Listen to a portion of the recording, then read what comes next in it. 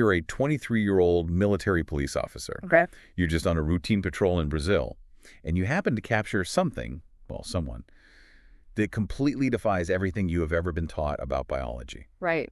And during the struggle, you get a tiny, seemingly insignificant scratch on your arm. Just a scratch. Literally just a scratch. Right. But 26 days later, you are dead from an infection that human science cannot identify, let alone actually treat. Yeah, it sounds completely absurd, I know. All right, it sounds like a pitch for a science fiction movie, but it isn't. It is the tragic, thoroughly documented reality of the 1996 Varginha incident. That case is, it's the starkest reminder that we are dealing with physical realities here, not just theoretical concepts or lights in the sky. Exactly. And when you look at the sheer volume of declassified data, the whistleblower testimony, the medical analysis that's confronting us right now in late June of 2026, the gravity of this subject is just overwhelming. It really is. We are navigating a profound historical paradigm shift regarding unidentified anomalous phenomena, or UAPs. And that is exactly our mission for this deep dive today. Because whether you are a hardened skeptic or someone who has followed this stuff for years,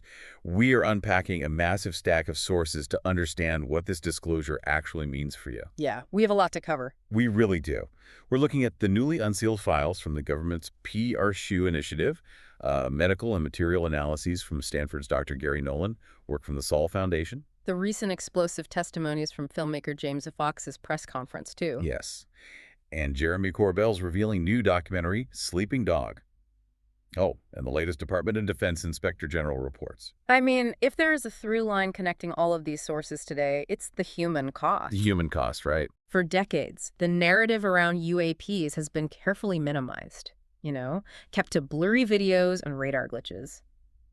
But the documents we are looking at reveal a history of citizens, military personnel, whistleblowers who've been physically injured, sacrificed, or just aggressively silenced to protect compartmentalized secrets.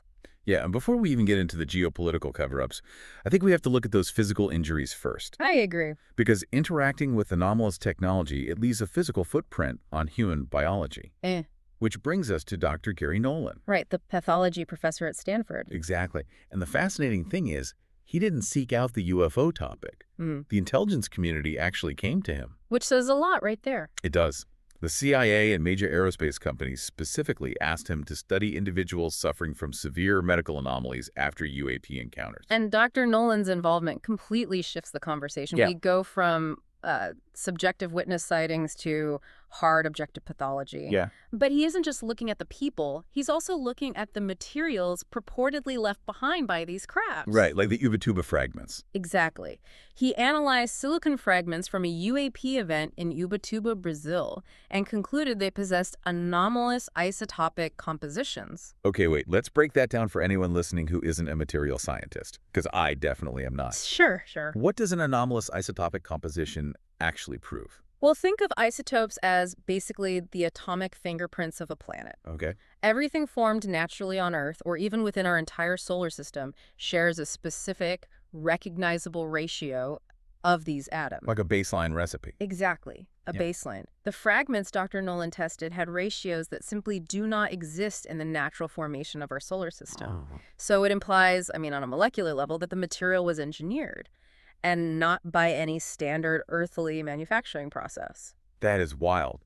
But honestly, the human tissue analysis is where this gets deeply concerning for me. Oh, absolutely. Because Dr. Nolan analyzed brain scans of intelligence officers and military personnel who had basically just gotten too close to these objects. Yeah, and they were exhibiting symptoms very akin to Havana syndrome. We're talking severe internal scarring, chronic ear buzzing, debilitating neurological degradation. Yeah. Just awful stuff. And his analysis strongly suggests these specific injuries are the byproduct of exposure to directed energy or maybe complex microwave technology. Right. This isn't a weaponized attack in most of these cases, though. It appears to just be the biological consequence of standing too close to an advanced propulsion system that's emitting intense electromagnetic radiation. Like standing next to a running jet engine without ear protection, but a million times worse. Exactly. And the bureaucratic response to these injuries, it is just staggering. Look at the case of John Burroughs. Oh, that case is heartbreaking. It really is. He was a U.S. military member who developed catastrophic heart issues after a close proximity UAP encounter near a nuclear storage facility. And when he tried to get medical coverage, The Veterans Administration completely blocked his files. They deemed his own medical records top secret. which is just insane. It's the equivalent of sending a crew of firefighters into a chemical plant explosion, refusing to tell them what chemicals are burning, and then denying their healthcare claims because the chemicals are classified. It's a perfect analogy. And that systemic suppression, it permeates the scientific community just as deeply as the military bureaucracy. Oh, definitely. I mean, Dr. Nolan himself was approached by a senior official at the National Cancer Institute, and this official literally warned him that continuing his UAP research would ruin his career. Just flat out threatened him. Yeah, and when the scientific establishment treats the investigation of physical anomalies as a career-ending offense, the entire scientific method is essentially paralyzed. It really makes you wonder how science can claim to be the ultimate pursuit of truth when its institutions actively threaten the people looking through the microscope. And that physical toll, it extends far beyond U.S. military veterans. It impacts global citizens, local authorities, whose lives just happen to intersect with crash retrievals. Which brings us back to the story we started with. Right, the 1996 Varginha incident in Brazil. Yeah. Filmmaker James Fox's recent press conference in Washington, D.C. brought forward this firsthand cross-examined testimony that it paints an incredibly detailed picture of a retrieval operation. It really does. The timeline begins with civilian witnesses, like Carlos de Sousa. The ultralight pilot, right? Right. He's an experienced pilot, and he reported seeing this distressed, cigar-shaped craft trailing white smoke. And he noted it looked damaged. Yeah, he specifically noted the craft appeared severely damaged at the rear before it crashed into the terrain.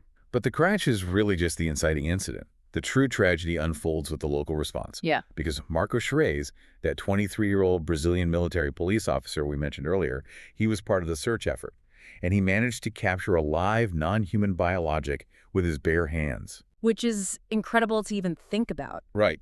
And during the struggle, he sustained a minor scratch under his armpit. A scratch that proved fatal. Yes. The testimony from Dr. Armando, he's the forensic specialist who conducted Marco's autopsy, is just harrowing. Marco died 26 days later from a massive bacterial infection. It wasn't a normal infection. No. The autopsy revealed the bacteria was entirely unprecedented and completely resistant to every known antibiotic they administered. I really want to understand the biology of that resistance, though, because if a patient comes into an ER today with a severe infection, doctors have broad-spectrum antibiotics that essentially carpet bomb bacteria. Right, they do. So why would this pathogen be immune to literally everything? Well, it comes down to how our antibiotics are designed. They attack the specific cellular walls of Earth-based bacteria. They operate like biochemical keys designed to fit into very specific cellular locks. Okay. Dr. Armando's findings imply that this pathogen's cellular structure was fundamentally alien to our biosphere. Wow. So no locks. Exactly. Our medicines had no keys to fit its locks.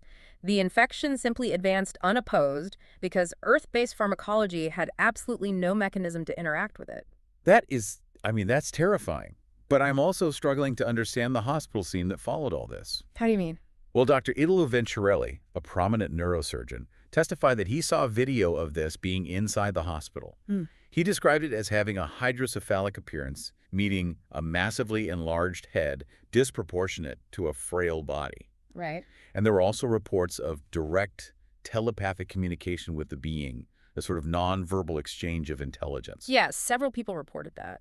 My question is, if you have neurosurgeons and staff walking the halls while a live telepathic entity is in the ICU, how does the entire hospital not leak this immediately to the global press? Well, they certainly tried.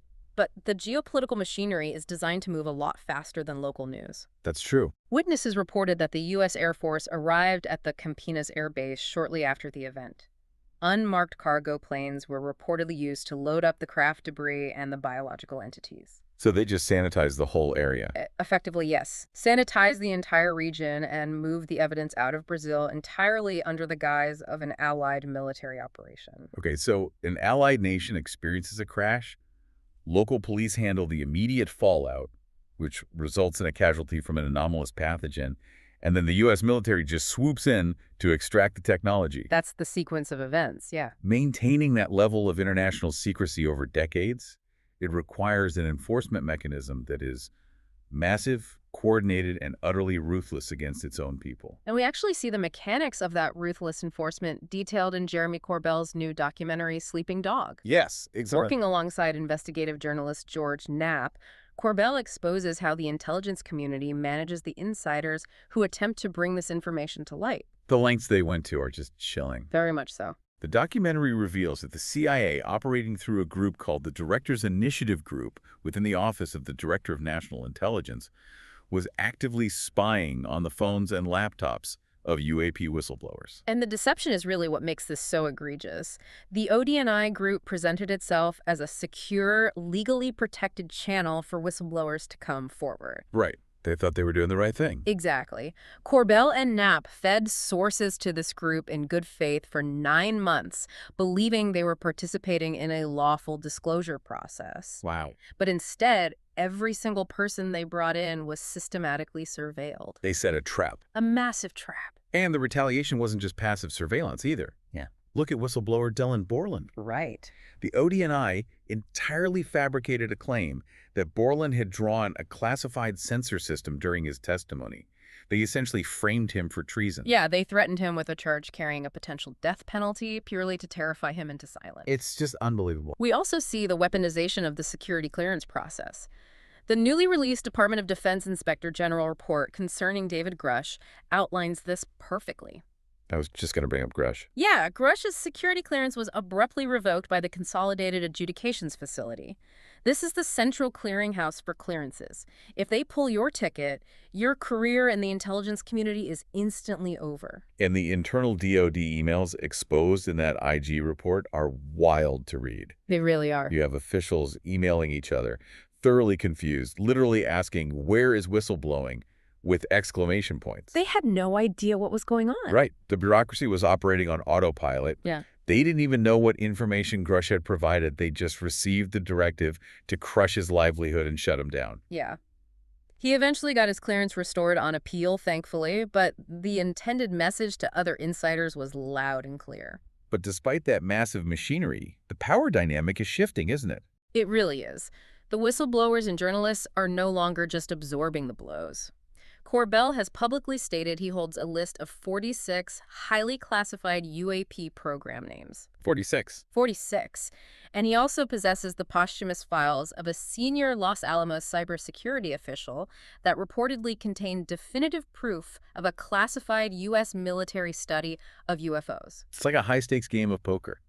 Corbell and the whistleblowers are holding the government's cards under the table, and they're slowly flipping them over one by one. Exactly. The threat is very clear. If the government stalls the disclosure process, Corbell promises to bypass the bureaucracy entirely and release the files directly to the public. And that relentless pressure from journalists, from Congress, and from the whistleblowers themselves, it has finally fractured the dam. Yeah, it's the pressure cooker that birthed the unprecedented policy shifts we're seeing right now in the summer of 2026. The government has basically been forced into an era of declassification. Let's examine what that actually looks like with the Peer Sue initiative. Right. And just to be clear, for you listening, we're looking at this impartially as a factual shift in government policy resulting in massive document dumps.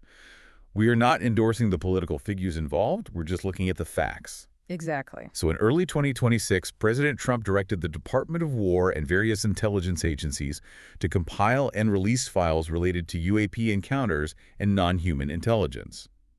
PRSU stands for the Presidential Unsealing and Reporting System for UAP Encounters. And through PRSU, we have seen 3 major batches of declassified files released by June 2026. Huge dumps of data. Massive. These dumps include raw military sensor data, previously unseen videos, and deeply technical intelligence reports. One of the most significant pieces of evidence from the recent third release is a report dated June 5th, 2026, signed by Dr. John Kozlowski, The director of AARO. right, the All-Domain Anomaly Resolution Office. And that report details a baffling 2-day incident from October 2023. Law enforcement officials tracked an object they described as an orange mother orb that was actively launching smaller red orbs into the surrounding airspace. Yeah. We aren't talking about a drifting balloon here. We are talking about an object demonstrating deployment capabilities and obvious intent. And the most vital part of that document is AARO's own formal conclusion. They admitted that 40% of the phenomena observed during that specific incident lack any reasonable explanation. 40%. Yeah, 40% remain entirely unresolved by the government. Okay, but I have to push back here on behalf of anyone trying to make sense of this. Sure. Because even with the Piri initiative and these massive file drops, isn't the government still just feeding us breadcrumbs? Well, I mean, they show us the videos. They admit 40% of these objects defy human physics, but they stop just short of saying what they actually are. It leaves the public and the scientific community stranded in a frustrating bureaucratic limbo. I hear that, but think about what that 40% statistic actually means in the context of national defense. The most advanced, well-funded military apparatus in human history, equipped with multi-billion-dollar orbital and terrestrial sensor networks, is officially shrugging its shoulders at nearly half of the anomalies operating in its own airspace. Oh, wow. Put like that. Right. The true insight here isn't just that UAPs exist, it's that the U.S. government is finally admitting its own profound technological impotence. That is a staggering realization, and that technological gap is exactly what the Sol Foundation is trying to address. Yes, absolutely. This think tank of leading academics, including voices like Rear Admiral Dr. Tim Gallaudet, they argue that by locking UAP technology inside compartmentalized, illegal special access programs, the government has actively stagnated human progress. Because if you retrieve a craft capable of manipulating local gravity or transitioning seamlessly from the vacuum of space into the ocean without displacing water, Right. and you lock it in a subterranean bunker for 80 years because your defense contractors can't figure out how to attach a warhead to it, well, you have robbed humanity of its own future. We are talking about decades of lost advancements. Breakthroughs in physics, material science, and clean energy systems that could power cities without emissions. All sacrificed to maintain excessive, militarized compartmentalization. And it creates a profound psychological burden for society to process. A recent paper by Deloitte Switzerland applied a multi-domain risk framework to this exact disclosure scenario. The ontological shock paper. Exactly. They highlighted the phenomenon of ontological shock. In plain terms, when your foundational understanding of reality breaks, when you realize the fundamental rules of physics you were taught are incomplete and that institutions lied to you for a century, institutional trust completely collapses. It's devastating. And we especially have to acknowledge the heavy burden carried by the experiencers in all this. Absolutely. The citizens, the pilots, the military personnel who endured these encounters in the dark for so long, they suffered intense public stigma, ridicule, and active threats to their lives and careers. Yeah. Creating safe, open spaces for these individuals to share their testimonies without fear of reprisal is an immediate public health priority. It is entirely necessary. But, it is also where we find the most hope in this current moment. Opposite. Because the UAP movement is no longer relegated to the fringes. The stigma is breaking in real time. We have officially crossed the point of no return. We really have. We are watching the painful but very necessary transition from an era of dark, weaponized compartmentalization into a future that demands open, collaborative, scientific discovery. The paradigm shift isn't an earthquake waiting to happen. The ground has already shifted beneath our feet. It has. And as we integrate this new reality, it leaves us with one incredibly complex question to consider. What's that? If these advanced technologies are finally brought out of the dark and into the light, the real question isn't just what it will do to our science, it's what it will do to our borders. Think about it. If humanity gains access to clean energy systems that make fossil fuels entirely obsolete, do the geopolitical resource wars that have defined the entirety of human history simply end overnight?